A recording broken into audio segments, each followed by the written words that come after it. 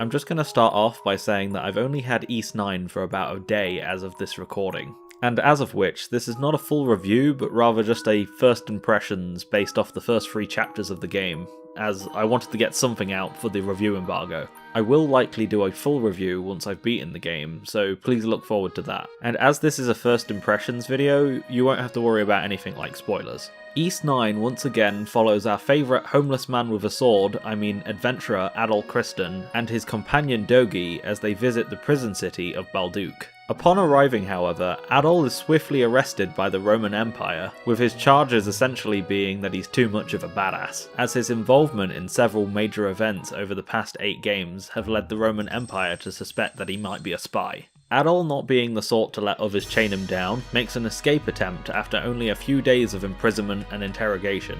It is during this prison break sequence that Adol encounters a mysterious woman with a prosthetic arm and leg, as well as a mysterious gun-shaped artifact.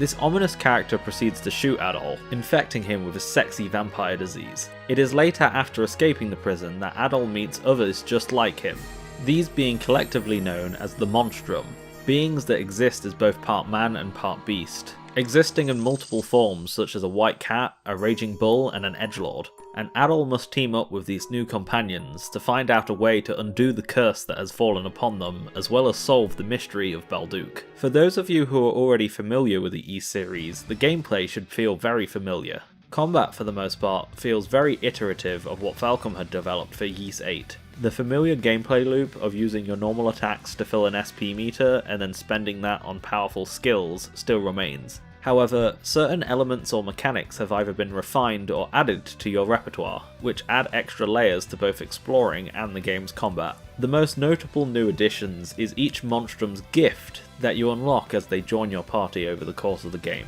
These range from certain things such as being able to run up walls, gliding for a short period of time, or being able to detect secrets behind walls. And once you get to about halfway through chapter 3, the game really starts to open up, and you have full reign to explore every nook and cranny of Balduq City, barring the districts that are locked behind progress barriers, which you can dispel to gain more and more access to the city over the course of the game. What I appreciate, however, is that Balduq is littered with the appropriate amount of trinkets and rewards that you can go exploring for. There's enough that you're usually rewarded for going exploring, however there's not too many that makes it feel like a chore to go out your way and get everything.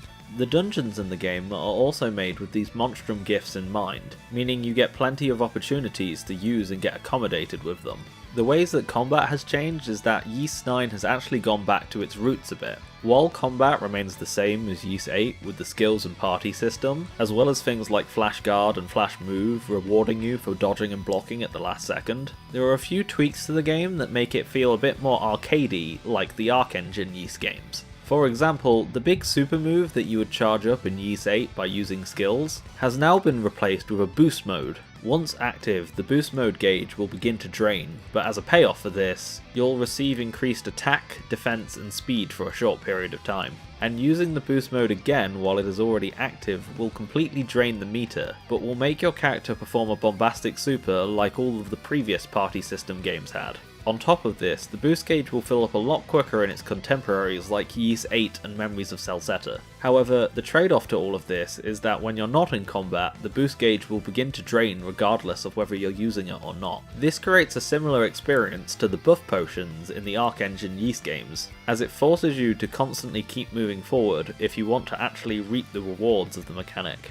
While I like this quite a bit for the most part, it does make the game's dungeons feel a bit at odds with themselves in some ways, since if you want to use your big super attack then you have to keep pushing forward, but at the same time the party system Ys games like you to stop and collect materials at resource points, which means that sometimes you have to choose between running past secrets and various goodies, or just letting that super meter drain as you go and collect things. Ultimately though, it's not like you need to capitalise on the mechanic to be able to get through the game, and it's not like you can't come back and grab the things afterwards, so it's not that big a deal, but it does make the game's flow just a little bit jittery at times. Another mild gripe that I have is that while the music is excellent, it's a Falcom soundtrack, so you'll find yourself headbanging as you're running around slaying monsters, but the sound mixing is really badly done. I found myself having to turn the voice volume all the way up to max, because on its default setting I could barely hear people during cutscenes. but as long as you keep that in mind and do it too, then you should be fine.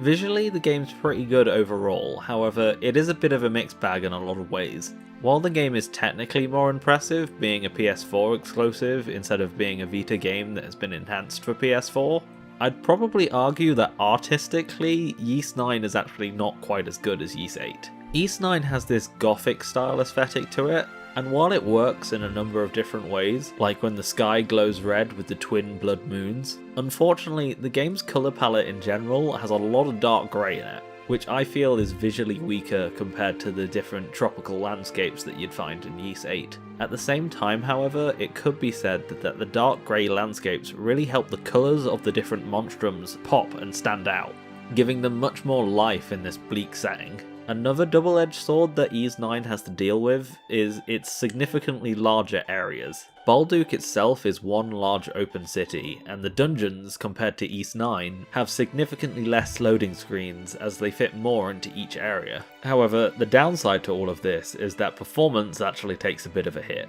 The game targets 60 frames per second, and I'd say about half the time it actually hits that. However, there are a few areas, particularly in Balduq, where the frame rate begins to tank. It's not a huge problem when exploring, I'd probably say it only drops down to about the low 50s or so. However, getting into fights in these areas, where a lot of effects and enemies are on screen, causes the frame rate to drop even further. This was apparently a really bad issue for the Japanese version upon release. However, Falcom did put out an optimization patch that did remedy the problem somewhat. And if I had to hazard a guess, it's probably the reason why the game doesn't seem to have any form of anti-aliasing, at least in my eye, though I'm not sure how well that will show up in YouTube compression. Since I have a PS4 Pro, I tried changing the output resolution to 1080p to see if that would make a difference, as doing the same thing with games like Kingdom Hearts 3 gets the game running at an almost locked 60.